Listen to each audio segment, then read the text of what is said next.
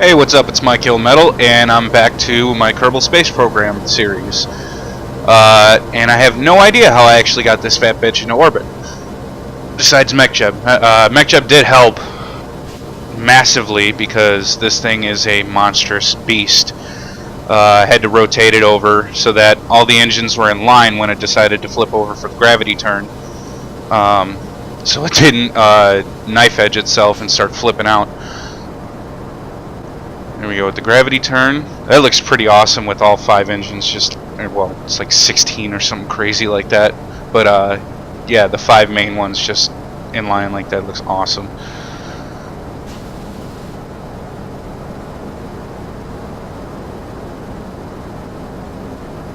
The main reason it looks kind of weird on the outside of the ship is because that cowling on the large nuclear engine is a little glitchy, so you have to tie it down with a bunch of struts to everything. So that's why those little cubic strut things, octagonal struts or whatever the hell they're called, are on the side. I'm gonna extend the panels now that we're in orbit.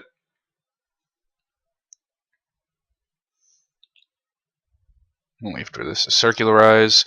Another problem that I did have was I had to do this mission twice because Fraps decided not to record the first one. So this is actually the second time around. I do still get some science from it, but it's basically just to show you what happened. And separate this, make sure it clears, and flip it south. And then we'll launch the second ship. This one is a little bit easier to launch, so I did it myself. I didn't need MechJeb for it. Just got KW Rocketry solid rocket boosters on the outside. I just jettisoned. I am using the visual enhancements mod now that I actually got it to work. It seemed to glitch out on me a couple of times and drop my frame rate down to like 2. But I used the now I changed it to the low res version, so it should be fine. You set this up and have it burn straight. I want to kind of keep the time to apoapsis over 30 seconds, because otherwise you start to fall back into the atmosphere.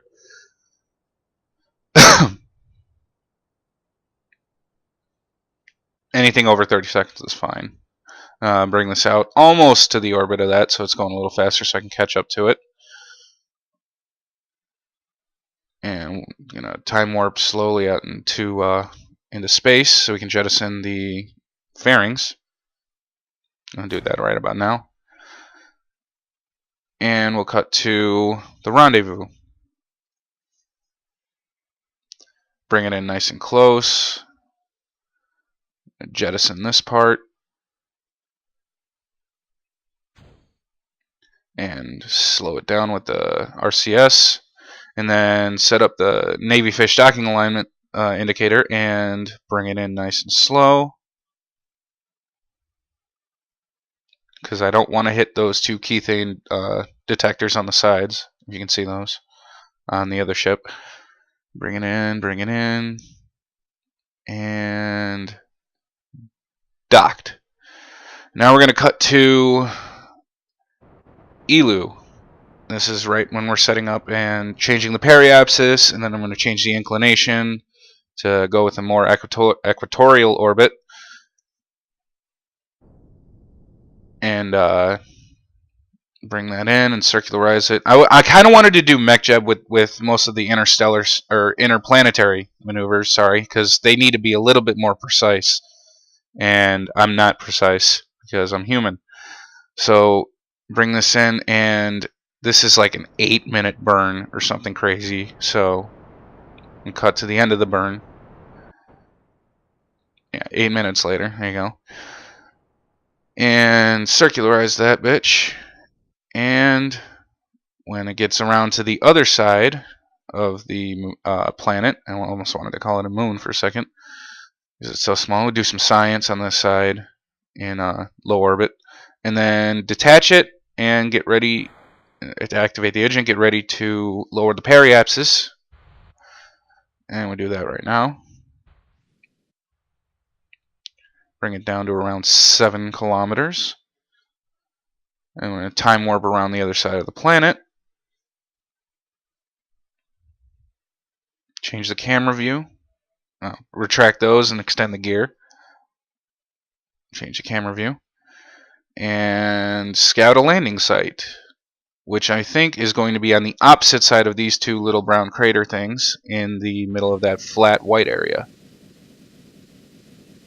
Start the burn. It's a very small engine, but it does have a decent amount of thrust.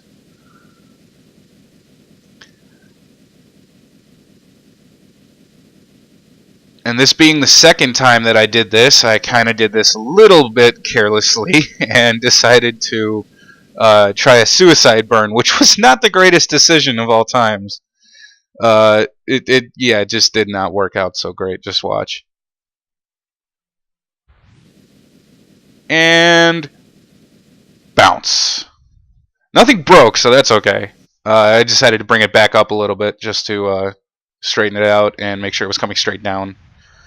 And then slow down, bring it straight in, and on the ground.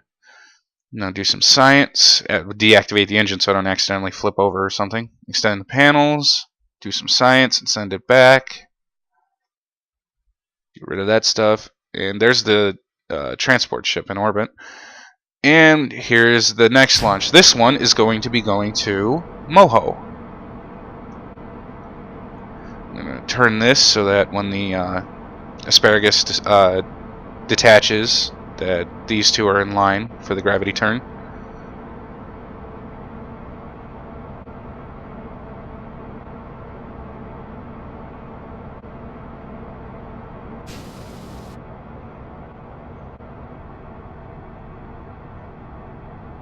Those clouds look awesome. Even as the low-res version, they still look fucking great.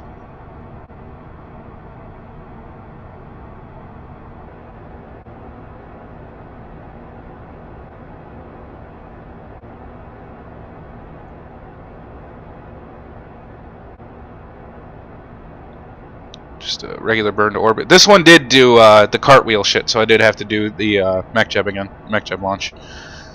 I think from now on, half of my launches, at least most of the probe launches, are going to be MechJeb based. Simply for, I don't know if it's Ferram or if it's just a regular aerodynamic property, of the game. But the cartwheels are just really starting to piss me off. The interplanetary maneuvers, like I said, they're a lot more precise. There goes the fairings. They pretty much need to be MechJeb for me, at least, because I'm not precise enough to do that stuff on my own. And setting up the maneuver nodes is not very easy for me. Well, except for some of the like around Kerbin or the moon or something. But circularize that and cut to in orbit of Moho. And I wanted to show you this because this is a giant burn. It's like 12 minutes or something like that, something crazy. I accidentally time warped a little bit too close to the planet because I didn't think it was going to be that big. So what ends up happening is I go a little bit past the planet. I was scared that I wasn't going to get the capture, but I did. So we'll time warp around one more time just to save a little bit of delta V. Bring it in and do another one.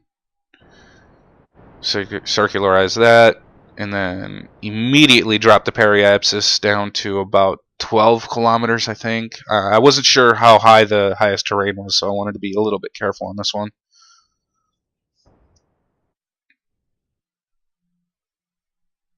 Yeah, it's about 11 or 12. And then cut to this side when we start our burn to stop our lateral velocity. And I accidentally do this. Oh no, fuck. I hit the space bar, and now I have to balance this shit until the fuel runs out. Which I'm glad it did run out, because if it didn't, I would have been totally screwed and gone probably back into a retrograde orbit. But yeah, extend the gear. Pull the solar panels in a second. Just so it doesn't get the G-shock when you hit the ground and snap off. I don't know if that's G-shock, whatever. I'm going to do some science because I forgot to do low orbit science. I'm going to do that. Send it back. Turn on the radar altimeter because I don't want to do another bounce. And just bring it in nice and slow. Bring it down to about 5 kilometers per second when I hit. Something like that. Yeah, put it down nice and smooth. And now we're on Moho. Extend the panels. Get rid of that thing. Do some more science. Send it all back.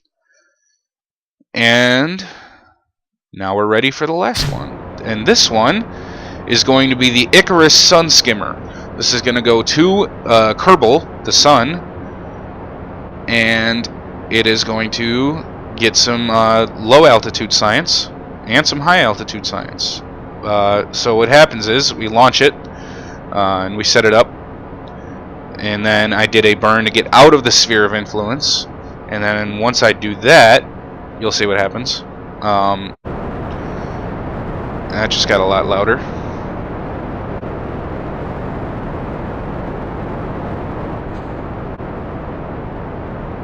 Get rid of those. As soon as I get high enough, I'll drop the fairings off. I think it's around... I think I might actually get up to about 80 before I do that, though.